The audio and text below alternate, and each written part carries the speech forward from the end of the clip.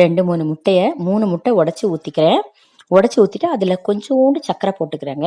ஏன்னா இப்போ பாருங்கள், சின்ன குழந்தைங்களாம் காரம் அதிகமாக சாப்பிட மாட்டாங்க. அதனால கொஞ்சம் லைட் ஸ்வீட்டாக இருந்தால் நல்லா விரும்பி சாப்பிடுவாங்க. அதனால் இதில் கொஞ்சோண்டு சுகர் போட்டுட்டு அதை நல்லா அடிச்சுக்கணுங்க. நல்லா பீட் பண்ணிவிட்டு கொஞ்சம் பாலும் எடுத்துக்கிறேங்க நான். அதில் பாலில் நம்ம வந்து ப்ரெட்டை டிப் பண்ணும்போது கொஞ்சம் ரொம்ப சாஃப்டாக இருக்குங்க, ஹார்டாகவே இருக்காது, நல்ல சாஃப்ட் வந்துடும். பாருங்கள், முட்டையில் நான் சும்மா ஒரு 1½ டீஸ்பூன் அளவு சர்க்கரை போடுறேன், அவ்வளோதான். சர்க்கரை போட்டுட்டு அதையும் நல்லா கலக்கிக்கணுங்க.